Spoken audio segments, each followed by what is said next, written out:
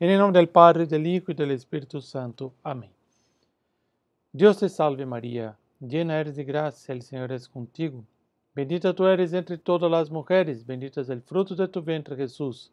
Santa María, Madre de Dios, ruega por nosotros pecadores, ahora y en la hora de nuestra muerte. Amén. Nuestra Señora Auxiliadora, ruega por nosotros. Nuestra Señora de Fátima, ruega por nosotros. Nuestra Señora Salud de los Enfermos, ruega por nosotros. En el nombre del Padre, del Hijo y del Espíritu Santo. Amén. Están llegando algunas personas de Ecuador, también interesante, porque hoy, en el intervalo, vamos a hablar de una devoción que hay en Ecuador muy interesante, ustedes van a gustar bastante en la parte del intervalo. Muy bien, de México aquí también, Cartagena, Sara Adriana, Sara Janel Ceballos, aquí de Lima, claro. Aquí señor Juan Antonio desde México. Muy bien, Luz Mireia, aquí de Colombia también, con corazón venezolano. Vamos a iniciar nuestro tema. Ustedes se recuerdan que hasta la semana pasada habíamos avanzado hasta el capítulo 3 de Génesis. Estamos estudiando toda la Sagrada Escritura, a la parte inicial de conocimiento general, introducción general a la Sagrada Escritura. Después entramos en el libro del Génesis, la creación del mundo. Después la cosmogonía, la creación del mundo, después la creación de los animales, la creación del hombre. En el tema de la creación del hombre nos hemos alargado un poquito para conocer bien todo el tema de la creación del hombre, la importancia antropológica del ser humano.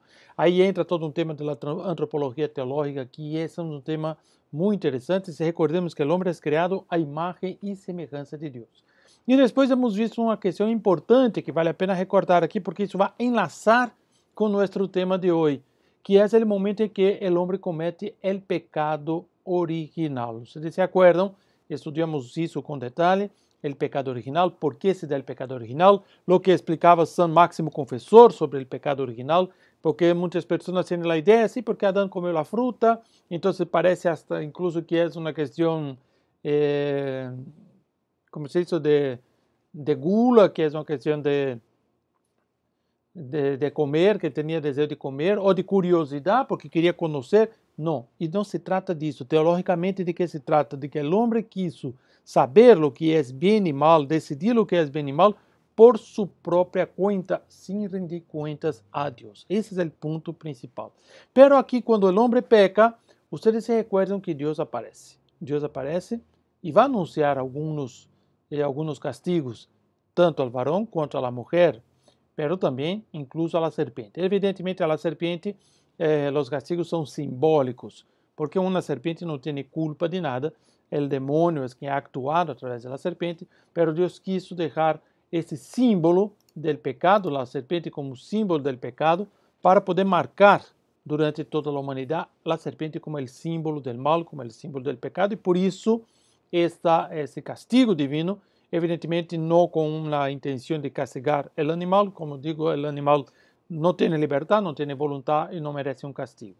Pero sí el ser humano, el hombre, la mujer, los dos sí han recibido sus castigos, pero antes del castigo, aquí viene el punto donde quería llegar, antes del castigo, Dios promete el Salvador, Dios promete el Redentor, cuando hace aquele anúncio que nós chamamos el protoevangelho. Ustedes se acuerdan la palabra, el protoevangelho, vamos poner aquí por escrito, protoevangelho, que es el primer anuncio del Mesías Redentor. Isso es un dato bastante importante, está en Génesis 3:15, isso já vimos la semana pasada, Génesis 3:15, donde el Señor aparece para Adán y Eva, les pergunta o que havia acontecido, etc. E aí vai dizer, colocarei enemistades entre ti e a mulher, é dizer, entre a serpiente e a mulher. Entre tu descendência, tu linaje e o linaje de la mulher. Ella te passará a cabeça e tu lhe acecharás el calcanhar. Portanto, aqui temos o calcanhar ou el talão, como alguns países variam um pouquinho a palavra, não? Então, aqui temos um anúncio que Deus coloca uma enemistad. Essa enemistad é perpétua, hemos insistido nisso, Hay un grupo que defiende el bien, hay un grupo que defiende el mal. Hay personas que defienden el bien, hay personas que defienden el mal. Hay personas que persiguen el bien y la santidad, hay personas que persiguen el mal. Y por tanto, essa divisão é instituída por el próprio Deus e se ressalta exatamente em Gênesis 3:15. Terminamos o capítulo 3 del Gênesis com a expulsão de Adão e Eva del paraíso e hoje vamos entrar exatamente no capítulo 4. El capítulo 4, em que nós vamos conhecer uma coisa muito importante, que é exatamente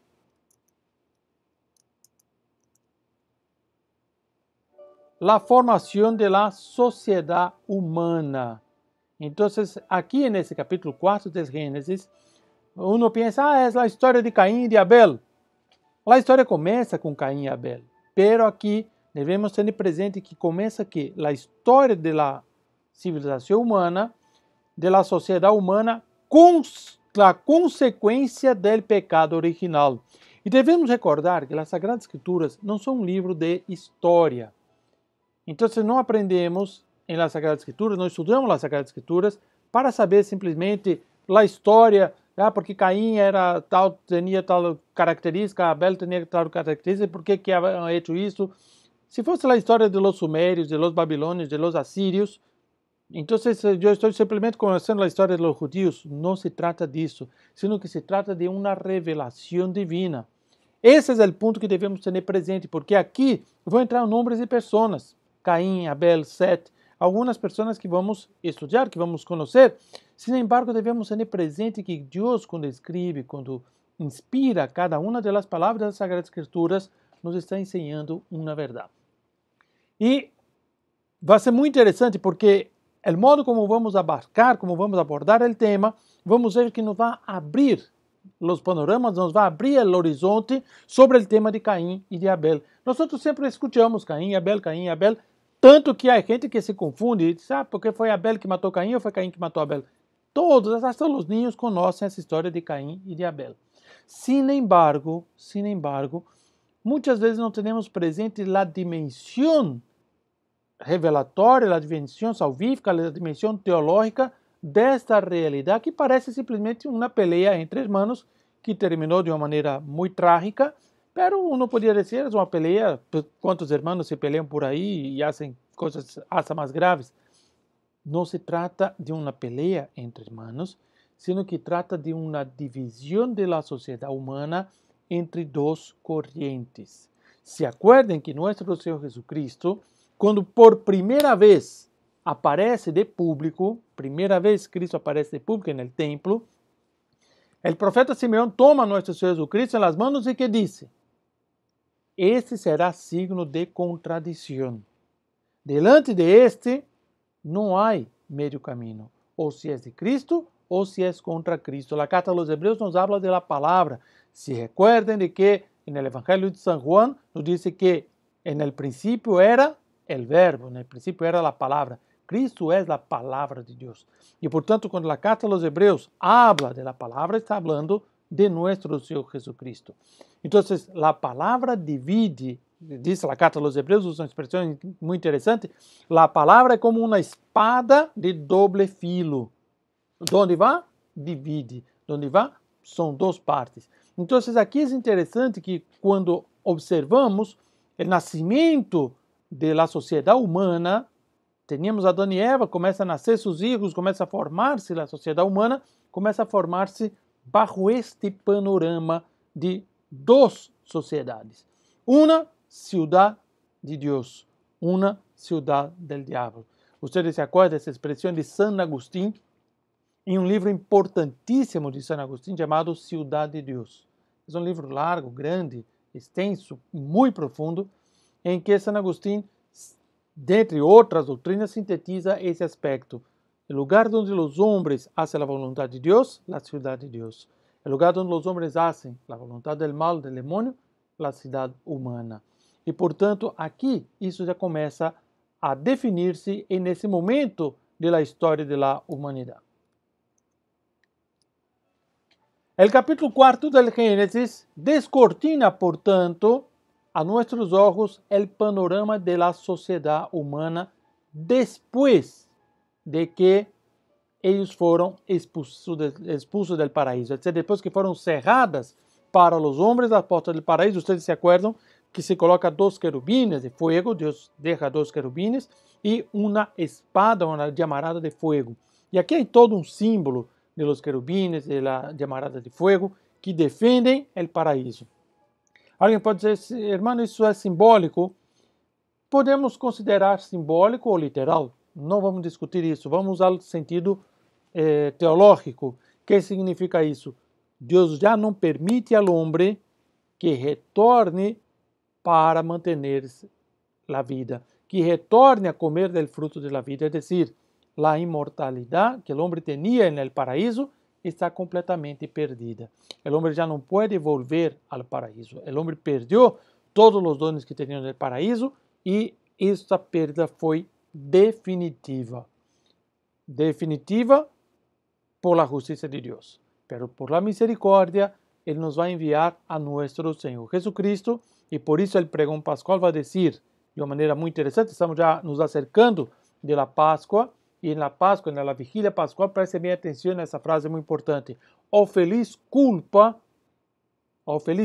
que nos ha traído tão grande Redentor. O feliz culpa se diz em latim.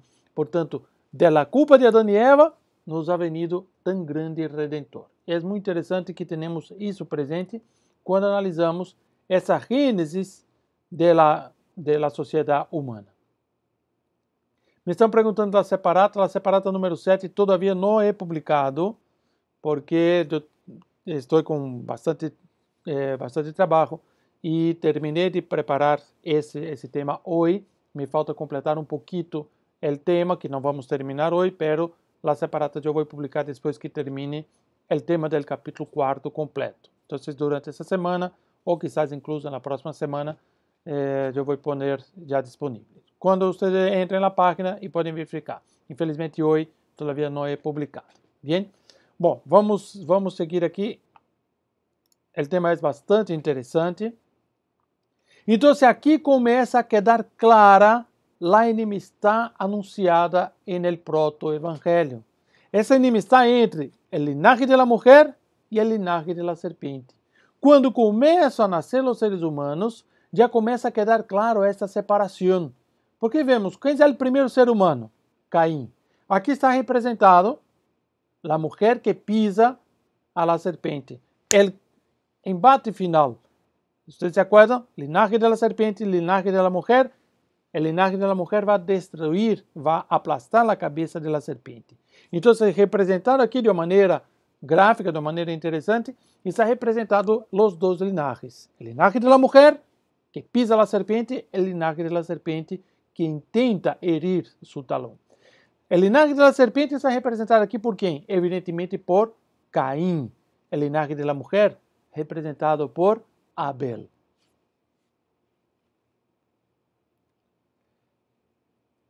Pero há um ponto interessante que vale a pena estar atentos, porque a palavra linaje, que se utiliza nas Sagradas Escrituras, normalmente se traduz também como descendência, estirpe, la raça, pero a palavra em hebreu, original do Antigo Testamento é hebreu, essa palavra será. A palavra será tem mais de um significado, e isso é muito importante que conozcamos aqui, porque a palavra será significa estritamente, literalmente, semilla, em sentido individual, é dizer, um descendente concreto. Então, quando decimos el estirpe, la descendência, a palavra será, de um modo literal, significa que um descendente concreto. Por exemplo, uma pessoa tem um filho, então esse filho é sua descendência. Então, se utiliza a palavra será nesse sentido. Pero, ojo, em hebreu, as palavras têm vários significados. É um idioma com poucas palavras, pero com vários significados para a mesma palavra. A mesma palavra será, que em sentido literal seria um descendente concreto, pode também ser tomado em sentido coletivo. É decir, toda a descendência ou toda a posteridade de uma pessoa. Portanto, eu posso utilizar a mesma palavra para dizer uma pessoa, o filho de tal outra, será, é um descendente, ou todos os descendentes, incluindo os hijos, os netos, os bisnetos, os tetranetos, etc., hasta lo que venga. Portanto, toda uma descendência. Podemos usar em um sentido e outro. Mas há uma característica mais interessante, que em hebreu, o vocábulo será admite também um sentido moral. Porque hasta aqui, hasta lo que estávamos antes, podíamos também pensar em castelhano. Em castelhano também descendência se pode aplicar a um descendente ou a toda a descendência de uma pessoa.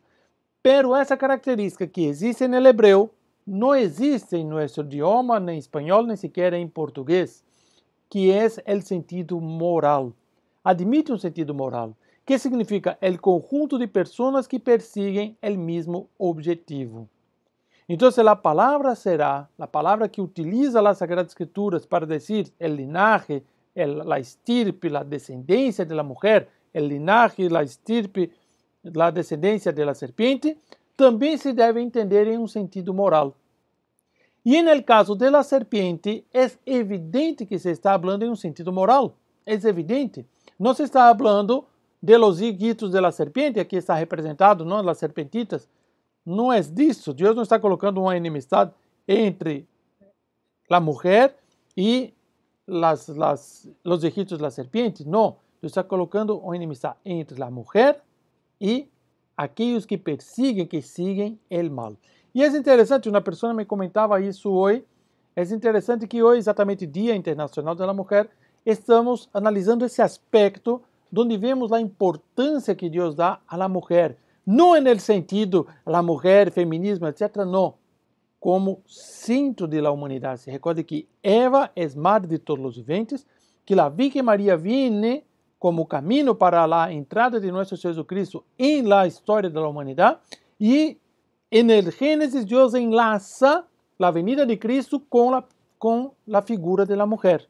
Ele podia dizer, eu vou enviar o Messias. Não, ele enlaça a venida do Messias com a mulher. E por que isto? São de todas as Sagradas Escrituras, só duas pessoas se dão conta disso de uma maneira clara: São Pablo e São Juan. Esses dois escritores sagrados são os que se dão conta disso. E por isso que sempre que São Pablo, sempre que São Juan se referem à Virgem Maria, nunca utilizam seu nome. Observem isto. No Evangelho de São Juan não está o nome de Maria. Em São Lucas sim está, em São Mateus está, em São Marcos está, mas no Evangelho de São Juan não está. São Juan, sempre que se refere a Maria, que habla de Maria várias vezes, utiliza a expressão mulher. E por que São Juan utiliza a expressão mulher? São Juan era um grande teólogo. São Paulo também. E por isso que os dois, que são grandes teólogos, que fazem uma teologia em seus escritos, señalam este ponto importante, de que Maria é a mulher prevista no proto-evangelho. Essa inimistade colocada entre Deus e a mulher, essa mulher que representa todo esse estirpe del bem. E, portanto, é importante que tenhamos presente aqui desde o Gênesis, que vamos entrar a relação que há do capítulo 4 com essa parte do capítulo anterior, que é o que conhecemos como o proto-evangelho. Então, como dizia para vocês, é muito evidente que aqui, quando se utiliza a expressão será, não se está falando da descendência da serpente em sentido literal, nem sequer em sentido de um estirpe, sino que se está usando o sentido moral e coletivo, é decir, aquelas pessoas que buscam o mal, aquelas pessoas que buscam fazer o mal, lo que alguns vão chamar, basados em São Pablo, os hijos de la ira ou os hijos de las tinieblas. Em consequência, se a expressão será aplicada à serpiente, se deve entender em sentido moral, evidentemente, também em consequência, o linaje da mulher deve ser entendido também em sentido coletivo, é decir, a posteridade da mulher. Portanto, quem vai aplastar a cabeça da serpiente não é Caim, não é Abel, não é Sete, não é um hijo direto de Eva, sino que se está falando da posteridade da mulher. E a Sagrada Escritura sempre tem mais de um nível de interpretação, e é importante aqui, porque quando nos habla de la estirpe, ou del linaje de la mulher, se está hablando en doble sentido. Primero, el sentido literal. Nuestro Señor Jesucristo, que es el linaje de la mujer que aplasta definitivamente y vence definitivamente a la serpiente. Vence el mal y alcanza nuestra salvación. Pero también en sentido colectivo, es decir, todas las personas que buscan el bien. Es decir, aquello que nosotros podemos llamar los hijos de la luz. Por tanto, San Luis María Griñón de Montfort va a dar mucha importancia, los que hicieron el curso de consagración, o que están haciendo el curso de consagración también, saben perfectamente que San Luis María Griñón de Montfort da uma importância muito grande para esse trecho, para mostrar que Deus podia vencer a la serpiente, al demônio, al diabo, de uma sola vez, e ele diretamente. Pero não, ele quis utilizar de seres humanos, ele quis utilizar-se da Virgem Maria, porque assim é mais humilhante para a serpiente, mais humilhante para o demônio. Isso é bastante importante. Portanto, em consequência de esta separação, podemos entender que a expressão enemistad não é solo entre Eva e a serpiente, entre a mulher e a serpiente, sino entre a posteridade de Eva, aqueles que seguem o bem, a posteridade da serpiente, aqueles que seguem o mal. E é nesse sentido que se pode perceber que todo o capítulo 4 do Gênesis vamos encontrar a formação de dois linajes. O linaje de Caim e o linaje de Abel e Set. É importantíssimo esta visão inicial que vamos contemplar o quarto capítulo de Gênesis, a história de Abel e Caim, não como a história de duas pessoas, sino como a história de dois linajes. Nós estamos no linaje de Caim, ou cada um de nós, hace parte do linaje de Abel e Set. Então, isso é interessante, porque aqui, o que havia sido previsto no capítulo anterior, se descortina e se inicia aqui. Você vê essa representação, me pareceu muito interessante. Esse pintor, já não me acordo quem é o pintor, pero o pintor que hizo essa representação me pareceu muito boa. Estão os dois ninhos, Caim e Abel, e já se estão peleando desde ninhos, desde pequenitos já se estão peleando. É decir, essa inimizade já existia, já se representa. Uno pode dizer, irmão, pero será que os ninhos se peleavam? Se trata de uma representação pictórica, não se trata de história bíblica, essa representação pictórica. Pero essa representação pictórica tem uma base teológica. Por mais que eles não se peleassem quando eram ninhos, dessa idade como está representado, pero sim se caracterizava aqui dos linajes, dos estirpes, dos raças. Isso é importantíssimo. Bem, Caim comete o primeiro pecado de homicídio. Então vai ser a primeira vez na história da humanidade que um ser humano mata outro ser humano. De pronto, podia ser que algum ninho havia já morto por aí no parto, ou pequeno. Muitas vezes se diz que Abel foi o primeiro ser humano a morrer. Isso poderia levantar alguma discussão. Não podemos saber se morreu algum ninho, se morreu alguém antes. Pero assassinado, fruto de um homicídio, é Abel, é o primeiro. Portanto, aqui já encontramos que Caim comete esse primeiro homicídio, comete esse primeiro pecado. O homicídio é um pecado gravíssimo, sobretudo esse tipo de homicídio como a hecho Caim, que é o homicídio voluntário.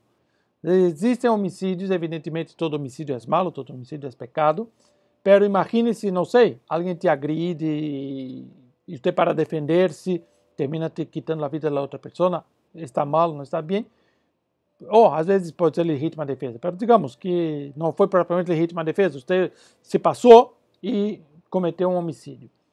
Claro que é um crime e tal, mas esse crime será considerado, será punido em certa medida. Pero o homicídio voluntário, que a pessoa não tem necessidade alguma de matar o outro, te quita a vida do outro, tanto na esfera criminal, é um crime que vai ter vários agravantes, vai ter muito mais tempo de cárcel, quanto também na esfera, e sobretudo na esfera divina, que é o que chamamos o pecado que clama ao cielo.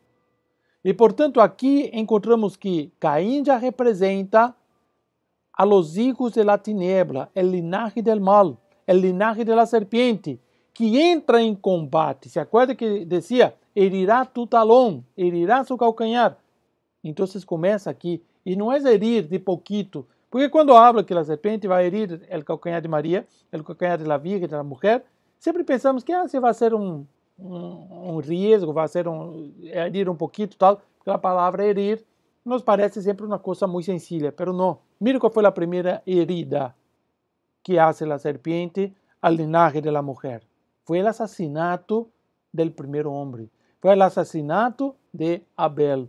El asesinato del primer representante de la estirpe de la mujer, de la estirpe del bien, de los hijos de la luz. Portanto, los hijos de las tinieblas asesinaron al primero. El primer hijo de las tinieblas mata al primer hijo de la luz. E a Bíblia nos conta que Adão conheceu a sua mulher Eva. A expressão conheceu, isso vocês já devem saber nas Sagradas Escrituras, tanto no Antigo quanto no Novo Testamento, se utiliza como o que chamamos um eufemismo. Vou pôr aqui a palavra, porque é bom que conozcamos. Um eufemismo. O que significa eufemismo? Uma palavra que se utiliza para ser mais bonito, mais educado, etc. Então, para não se utilizar a expressão, como algumas traduções, há algumas traduções de las Sagradas Escrituras, creio que essa que tenho aqui, essa que está aqui, por exemplo, diz: Adão teve relações com sua mulher Eva. Então, a maioria das traduções, e os originais está assim, utiliza a palavra conheceu, é um eufemismo para não ir a uma expressão que pode suscitar algum mal-entendido ou uma vulgaridade, etc. Então, se utiliza como um eufemismo. Sempre que encontramos essa palavra, vamos encontrar nesse sentido. Bem? Então, nos conta a Bíblia que Adão e Eva, Adão conheceu a sua mulher Eva, a qual concebeu e deu à luz a Caim. E Eva, quando tem o primeiro filho, e é seu primeiro filho, imagine, há várias mulheres que estão aí acompanhando, que estão assistindo, e que alegria han tenido al tener em mãos seu primeiro filho. Ah, que alegria, meu primeiro filho. Você se queda, eu creio que fora de si, de tanta alegria. E incluso o próprio esposo também, apesar que a mulher tenha uma relação maior com o ninho, mas o esposo também se queda alegre de ver seu primeiro filho. Ora, neste caso, é o primeiro filho da humanidade, é o primeiro ninho que Eva ha visto em sua vida. Isso é muito interessante. E, portanto, ela diz: he adquirido um varão de las manos de Deus.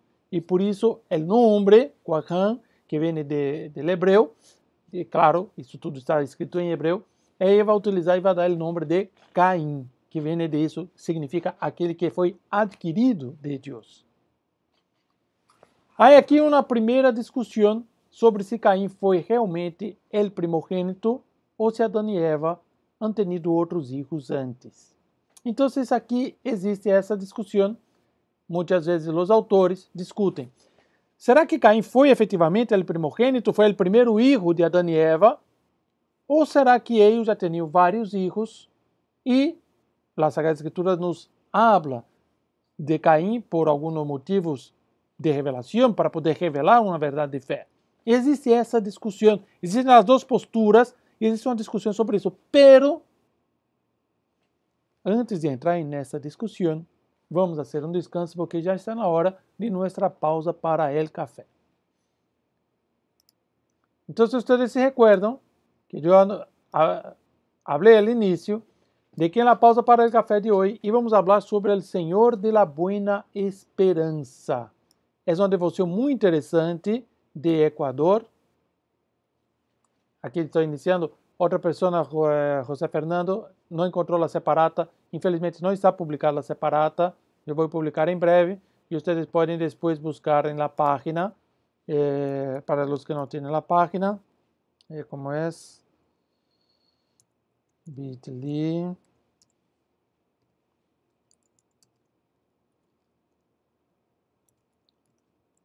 Bien. Entonces aquí Sergio ya puso el dibujito del café, muy bien. Nuestra pausa para el café. Estamos aqui. Então, como decía para ustedes, em Equador havia um monastério, hasta hoje está aí o monastério, de los agustinos, e um dia os monges estavam aí e vem chegar um burrico. Um burrico vai chegando e tem uma caja grande, carregando uma carga, pero sem dueño, solito, caminhando, e chega frente ao monastério de los agustinos e para aí. E ele se queda um pouco raro, que é isso, etc. y van a mirar y el burrito para, intentan sacar el burro no camina, no sale de ahí de modo alguno. Entonces se dan cuenta de que fue un envío divino. Entonces ven la caja, abren la caja y en la caja encuentran exactamente esa imagen que está representada aquí. Ustedes ven, es una imagen bonita que estaba ahí representada de nuestro Señor Jesucristo, el Señor sufriendo, con una devoción muy parecida con el Señor de la Caña. Entonces se creó una devoción muy grande, mucha gente iba a visitar y colocaron en la iglesia y había muchas personas que estaban así con mucha devoción. Y unas señoras se organizaron, unas señoras muy ricas de la ciudad, se organizaron porque el Señor, la imagen estaba descalzo, como la mayoría de las imágenes está representado descalzo. Entonces ahí quisieron hacer como un honor a nuestro Señor Jesucristo y mandaron hacer unas sandalias, una especie de zapatillas ¿sí? De oro, etc. Una cosa, una joya. Una cosa muy bonita. Está aquí, incluso tengo la foto aquí, vamos a mostrar la foto para ustedes de la zapatilla. Mire que esa es una réplica de la zapatilla que está en el museo, ahí de los agustinos. Sí, está pasando, ¿no? Entonces mandó hacer esa zapatilla y colocó en la imagen. Bom, pasó el tiempo, la gente tenía su devoción y todo, y una vez había un señor que era un artesano, muy pobre, etc., muy trabajador, muy honesto, muy católico, pero estaba lleno de deudas. Estava com muitos problemas, e foi aí a rezar delante do Senhor, e a queixar-se a nosso Senhor Jesus Senhor, mire, estou com tantas deudas, por favor, me haga alguma coisa, eu sou uma pessoa, tenho minha família, tenho meus filhos, e chorava e tudo. E depois de muita oração, quando ele mirou a nosso Senhor Jesus que viu, o Senhor mirava para ele. Ele viu o Senhor mirando para ele, e de pronto, que isso? Levantou o pé e le tirou uma sapatilha para ele, de ouro. Ele correu aquela sapatilha e se quedou encantado. Mas que coisa tão bonita! Bom, Cristo me ha dado para me ajudar. Eu pedi ajuda para ele. Então se foi donde um joieiro para vender a sapatilha. Então chegou, Senhor, mire, tenho essa sapatilha aqui, necessito pagar minhas deudas, etc.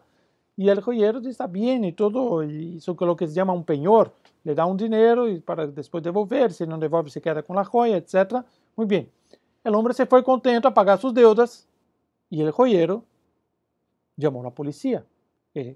Onde ha conseguido essa sapatilha? Evidentemente já conosco, isso foi roubado da igreja. Então chamou a polícia e disse, mire, esse senhor roubou da igreja e vino aqui a comprar, a vender a sapatilha. Então a polícia se foi a buscar o Senhor. E que passa? O Senhor quando estava chegando a sua casa, viu a gente por aí mirando e estava um cadáver de uma senhora assassinada, uma mulher morta. E ele estava tão assim preocupado com outras coisas que passou e pisou, sem se dar conta, em la sangre da mulher. Pero que iba a ser, vi essa mulher morta, se não me vou quedar por aqui, porque de pronto podem comprometer com isso, tá? E se foi a sua casa. Bem. Então, quando a polícia estava indo a sua casa para ver o tema da sapatilha, encontra as marcas de sangue. Se además assassinou a mulher. Então, imaginem, foi todo um problema. Lo agarraram, lo levaram à cárcel, etc. Hicieron um juízo tremendo contra ele. E, na época, as coisas eram assim, pena de morte. Roubou a igreja e, además, matou uma mulher. Então, pena de morte. Já estava aí, marcaram o dia da festa, etc., para a pena de morte. E o pobre homem já estava triste, chorando, etc. E que vai ser? E quando já chegou o dia, então sempre perguntam, não? Tienes um último pedido? Qual é o último desejo? Disse, meu último desejo é ir donde o Senhor da Buena Esperança.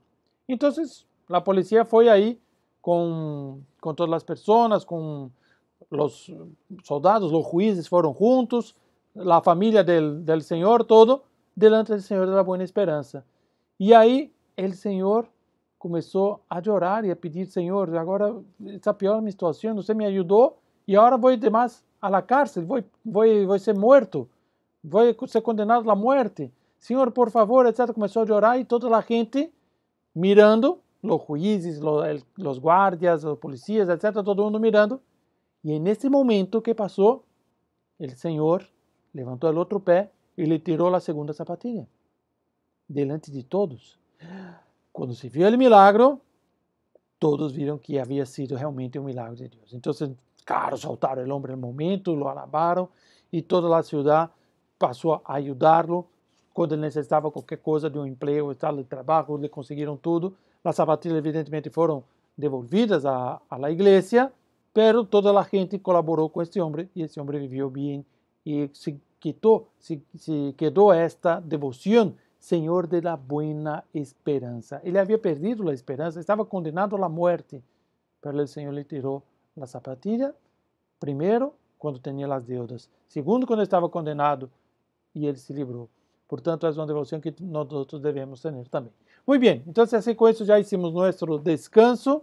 Parece que há uma pergunta aqui. A Nossa Senhora da Boa Esperança consagra nosso matrimônio. Manuel Mojica se consagrou seu matrimônio aí que são aí em Equador, muito bem. Também Nossa Senhora das Lajas. Pero havia uma pergunta aqui. Se diz que Adão e Eva foram os primeiros homens criados por Deus, pero Caim se hizo de família. Quem eram essas outras pessoas? Muito bem. Então, aqui a senhora Amélia está fazendo uma pergunta que muitas pessoas fazem. Caim tinha esposa, vamos ver no capítulo seguinte, nos vai falar que Caim conheceu a sua esposa. Muito bem. Então, evidentemente, existiam outras pessoas. Por isso que existe uma discussão, que é o tema que vamos começar a estudar agora, se Caim foi efetivamente o primeiro filho ou houve outros filhos anteriores. Muito bem. O hecho de que Caim tinha uma esposa não significa de que Caim deixou de ser o primeiro filho, porque normalmente, incluso hasta hoje é assim, a mulher, quando se casa, é menor que o esposo, na maioria dos casos, não sempre, evidentemente, existem sempre exceções, mas quando a pessoa se casa jovem, etc., na idade, digamos, que a maioria das pessoas se casam, normalmente o homem é um pouco maior que a mulher, e isso faz parte da natureza. Isso não é uma convenção, não. O próprio desenvolvimento da mulher é mais temprano que o desenvolvimento do homem, e, portanto, temos aqui uma coisa já desejada pelo próprio Deus. Bom, então, tudo indica que, se Caim era o primeiro filho, Adão e Eva tiveram muitos outros filhos, e, portanto, ele se casou depois com uma de suas irmãs, ou incluso com alguma prima, etc. Aí não vai dizer, pero se pode casar com a irmã, e nesta época, evidentemente, não existia nenhuma regra que impedisse casar com as irmãs. Se uma pessoa não pudesse casar com uma irmã, quando só todos nasciam de Adão e Eva, então, que podia ser, não? Portanto, não existiam leis, não existiam os 10 mandamentos, não existia direito canônico, nem nada disso. Portanto, evidentemente, Caim casou com com sua irmã, se casou com sua irmã, que era, por certo, menor que ele. Portanto, aqui se responde perfeitamente a pergunta da senhora Amélia Ortega. Muito bem, então vamos a nosso tema, vamos ver o tema que é muito interessante, já estamos com o tema um pouco corto. Então, como dizia para vocês, existem duas posturas. Alguns autores vão afirmar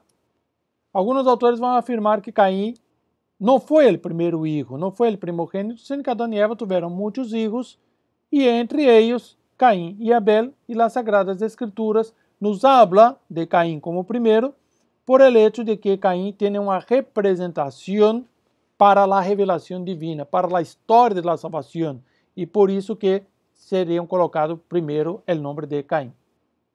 Então, para estas pessoas, estou explicando a primeira postura, depois vou explicar a segunda, existem duas posturas. Para os que defendem essa postura, a Bíblia sempre señala a primogenitura. E é verdade. Vocês observem que na Bíblia, sempre que é um primogênito, se menciona, porque é o primogênito. Incluso no Jesus Cristo se habla da primogenitura. Aqui está representado Esaú e Jacob. Quem conhece a história de Esaú e Jacob sabe, quem não conhece vai conhecer quando chegarmos aí, mas quem já conhece sabe perfeitamente que os dois eram mellizos, pero Esaú nasceu primeiro. E por haver nascido primeiro, Esaú tenía el derecho a la primogenitura. Entonces, toda la historia se desarrolla alrededor del tema de la primogenitura. La Sagrada Escritura da una importancia bastante grande al tema de la primogenitura. Entonces, segundo esses autores, el hecho de que las Sagradas Escrituras aqui não hablam da primogenitura de Caim como primeiro filho de Adão e de Eva, indicaria, em sua opinião, de que Adão e Eva han tenido outros filhos antes. E, portanto, que o Espírito Santo só quis señalar a Caim e a Abel, porque é isso que importa para a história da salvação. Essa postura está bem ou está mal? Podes aceitar essa postura ou podes não aceitar essa postura. Que penso eu sobre essa primeira postura? Me parece que essa primeira postura tem bastante fundamento. Tem bastante fundamento quando observamos a Sagrada Escritura mais de um ponto de vista humano. Quando observamos mais de um ponto de vista humano, se explica melhor o hecho de que já existem outras pessoas que poderiam matar a Caim, que vamos ver isso depois. Explica que existem já outros grupos de pessoas. Explica uma série de coisas que se queda um pouquinho, digamos, difíceis de explicar se Caim é efetivamente o primeiro filho. Isso, do ponto de vista, me parece a vantagem desta postura em um sentido mais humano. Agora, no sentido da revelação das Sagradas Escrituras, as Sagradas Escrituras, apesar que não utilizam a expressão primogênito, pero se afirma como primeiro filho a Caim. E, portanto, a mim me parece que a segunda postura, que defende que Caim efetivamente foi o primogênito, apesar de que dificulta um pouco mais para explicar outras partes do Gênesis, considerando que as Sagradas Escrituras não são livros de história, sino que de revelação divina, me parece mais de acordo com a ordem colocado por Deus, de que foi realmente mencionado Caim e Abel. Por que isso também? Porque aqui vamos ter os dois linajes, as duas estirpes que vão sair aqui.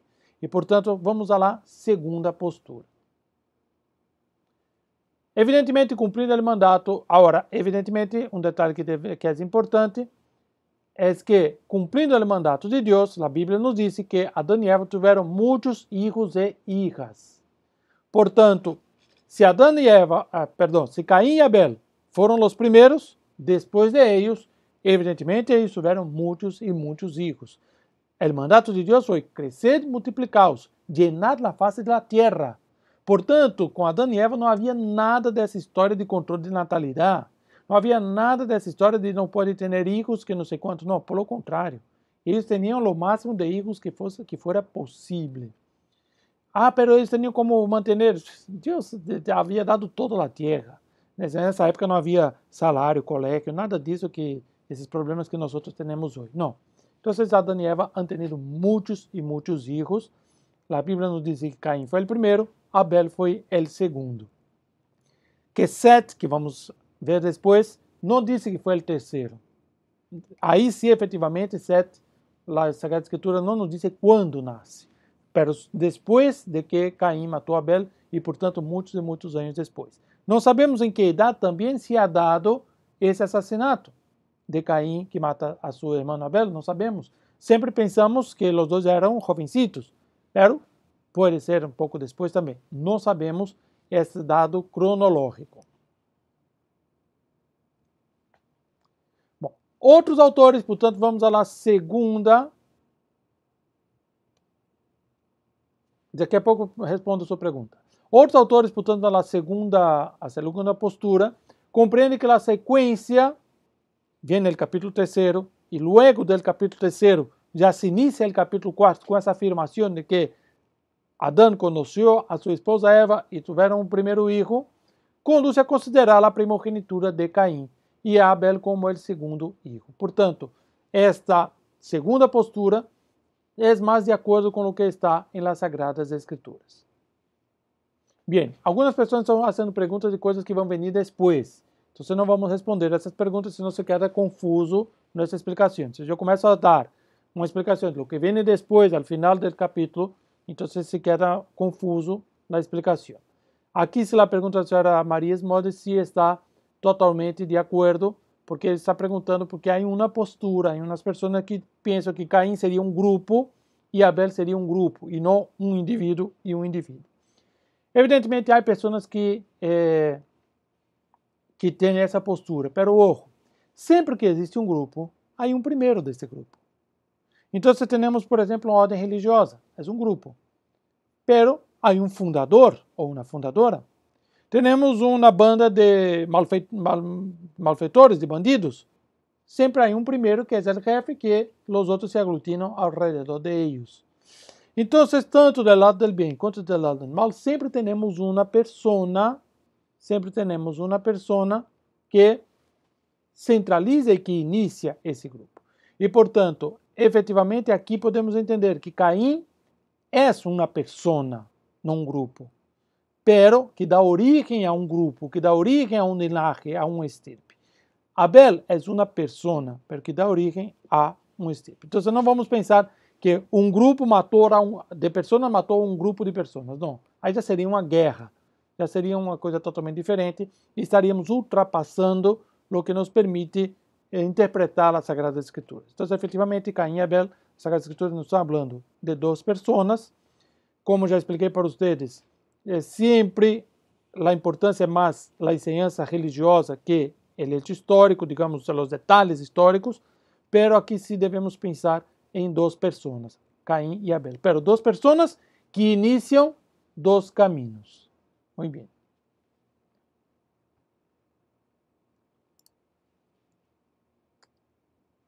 Então, Caim é o hijo de la rebeldia.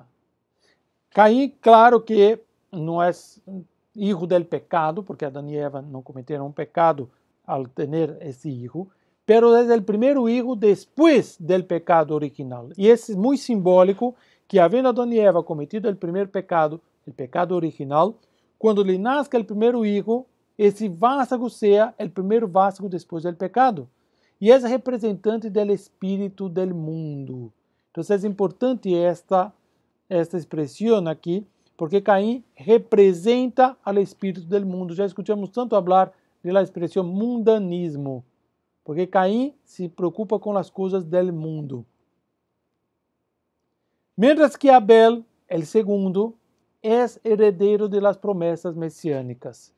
Então, se acuerda que se habla del estirpe da serpiente, pero se habla de la promessa del Messias.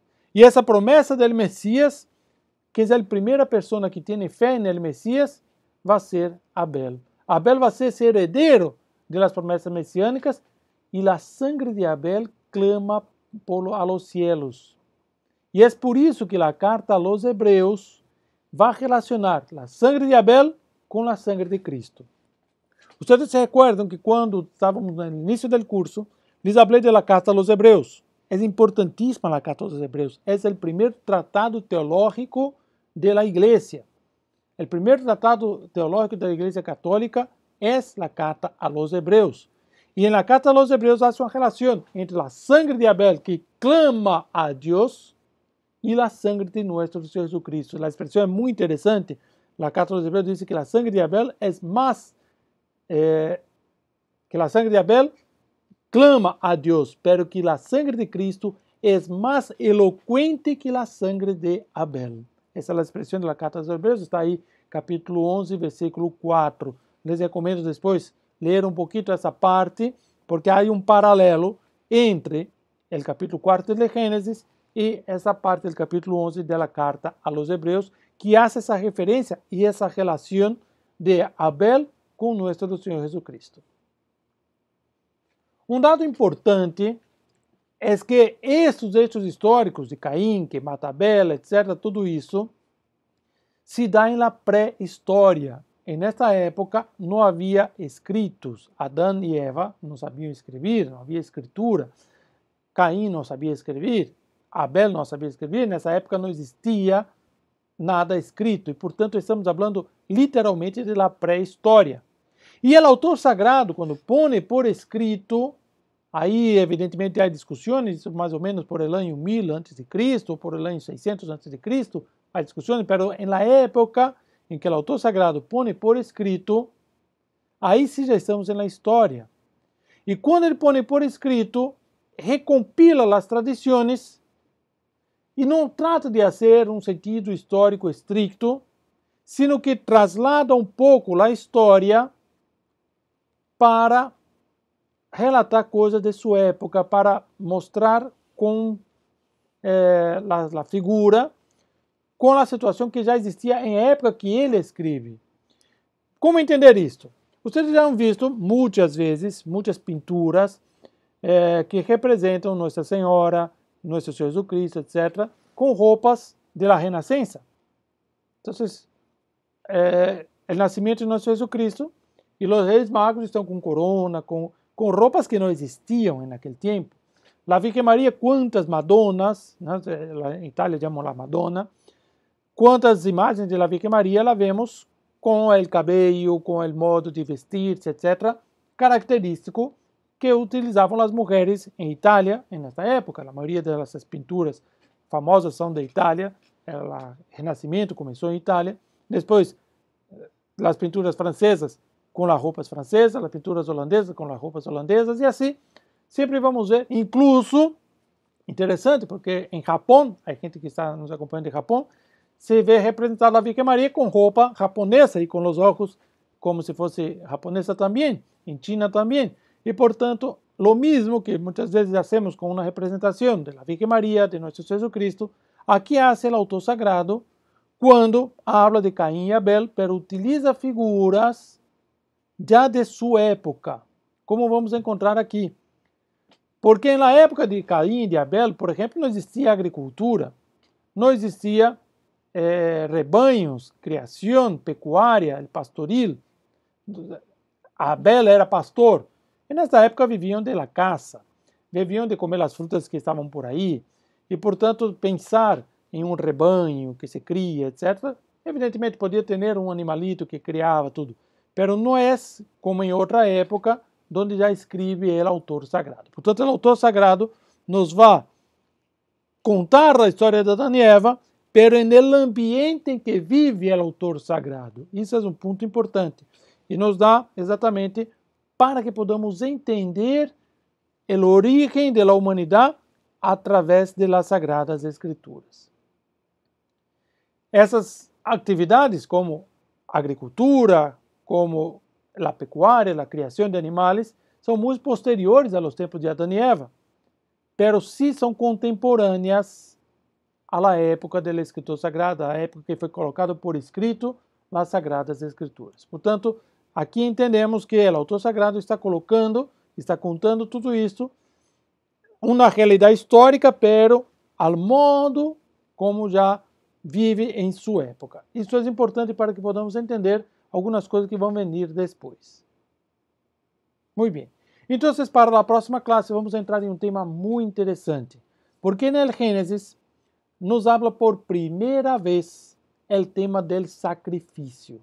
Se menciona por primeira vez, havia uma pergunta aqui que uma pessoa havia feito sobre o sacrifício de animais. Aqui, senhora confessora, nos aqui, por que os frutos se davam melhores de Caim e tal? Nos está falando, está fazendo uma pergunta sobre os frutos que oferecia Caim e os animais que oferecia Abel.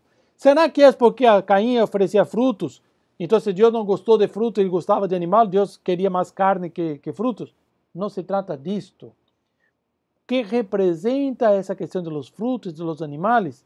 Isso vamos ver na próxima semana. São Agostinho nos vai explicar isto. Pero aqui vamos entrar no tema do sacrifício, tema importantíssimo que enlaça, já inicia nos inícios das Sagradas Escrituras, percorre toda a Sagrada Escritura e chega hasta nosso Senhor Jesucristo. O tema do sacrifício. Vamos tratar disso na próxima semana. Já estamos no horário, vamos ser pontuais. Aqui há uma pergunta, senhora Elvia, se Caim e Abel falavam como nós outros. Evidentemente que não falavam nossos idiomas, mas sim falavam. Adão e Eva falavam com Deus, han aprendido, tinham ciência infusa no paraíso e, portanto, falavam, conversavam. Que idioma falavam? Não sabemos, não sabemos. O hebreu está escrito na Sagrada Escritura, portanto, os nomes Adão, Eva, Caim, Abel, são nomes que estão em hebreu.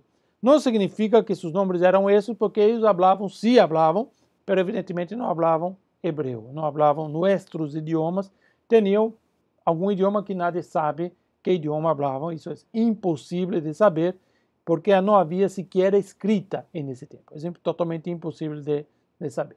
Muito bem, já que não há, parece que há uma pergunta. A senhora Maria Esmaldi está haciendo também a mesma pergunta, vários já perguntaram o mesmo, que é dessa separata. Essa separata todavia não la publiquei, eu vou publicar nesses dias, me falta tempo, estamos com bastante trabalho, pero vamos fazer isso em breve, publicar a separata para vocês. Bem, de momento não publicado. Estamos na 23ª semana já de classe, pero vamos avançando, graças a Deus. De pronto já é o momento de fazermos um tempito de vacações, um descanso para vocês, não sei, talvez um mês de vacações. E sempre nos colégios se faz uma vacação depois de um semestre, não?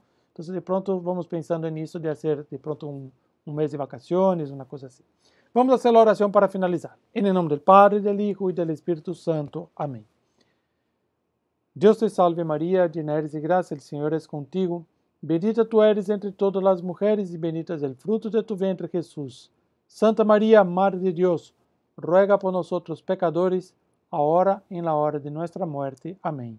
Nuestra Señora Auxiliadora, ruega por nosotros. En el nombre del Padre, del Hijo y del Espíritu Santo. Amén. Muy bien, aquí está Rafael nos acompañando también. Salve María, Señora Cecilia, de Argentina, creo, ¿no? Salve María. A todos que nos acompañaron. Que la Virgen Santísima esté en el corazón de todos ustedes y les cubra de muchas bendiciones. Mais uma vez, feliz dia a todas as que estão acompanhando e vamos sempre en el camino del Señor, siempre en servicio de Dios, con mucho entusiasmo y alegría. Se recuerden que nosotros somos católicos, bautizados y confirmados, y por tanto somos personas que debemos hacer apostolado, levar el mensaje de Cristo para toda la humanidad, porque nuestro Jesucristo ha dado este mandato para nosotros. Bien, que la Virgen María esté en el corazón de cada uno de ustedes. Salve María.